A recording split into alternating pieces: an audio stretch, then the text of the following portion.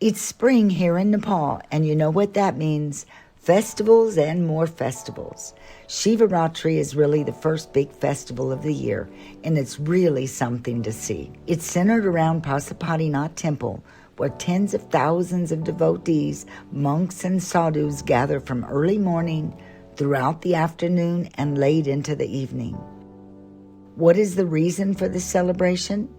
Well, there are several possible reasons, but my favorite is to celebrate Lord Shiva and Goddess Parvati's wedding anniversary. This is the day for the Nepalese Hindus to be able to stand before the idol of Lord Shiva in the sacred temple in Pashupatinath and pray in this sacred space. They may even line up from the night before with their offerings. Here are a few festival tips. My first tip will surprise you.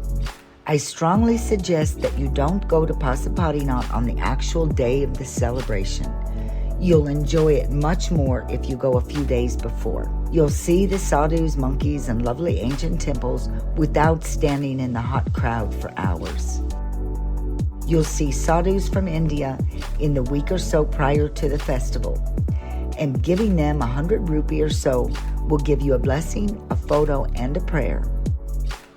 Dress respectfully. Modest clothing is important, which just means to cover your shoulders and knees. Comfortable shoes are a must as you'll walk long distances. The Pashupatinath grounds are huge.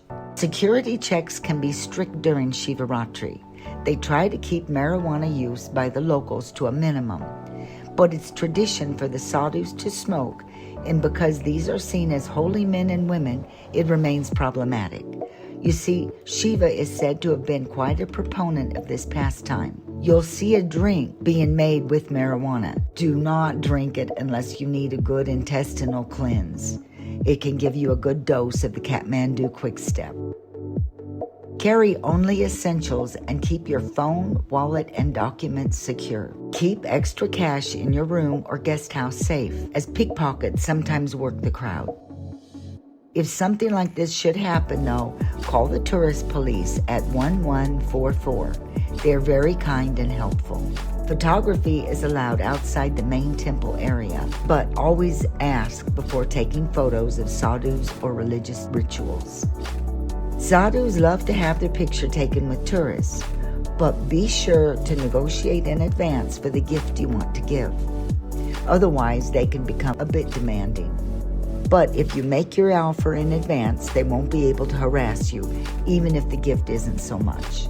Not all of them are sincere devotees of Lord Shiva, but sometimes I can feel good energy from them, and they make nice selfies. Check when you pay your admission about Aarti to see what time it will be performed. It's usually done nightly around sunset. It's a beautiful production of music and sacred dance. If you do go on the actual day of the festival, be sure to bring water and something to eat. Many locals fast on this day, so food stalls near the temple may be limited or very crowded. If you go on any other day, though, be careful of bringing food. There are a lot of monkeys, and they can get pretty aggressive when they smell food. During any tourist season, it isn't uncommon for up to 3 people a day to get bit by monkeys. Roads around Pashupatinath are often closed or heavily congested on Shivaratri. Walking or using local taxis is usually faster than private vehicles. One time it took longer to get out of the temple grounds, and we couldn't find a taxi. We finally found a bus that we could fit into. It was so crowded, but we just rode it for a short distance, and I started seeing taxis parked at the taxi stands, so we got out of the bus. The entire day was exhausting, yet quite an experience. I hope you can take a moment to subscribe and hit the like button. If you haven't planted a tree yet this year, check out our link in the description to see if our Breathe Mandu project is launched yet. See you next time.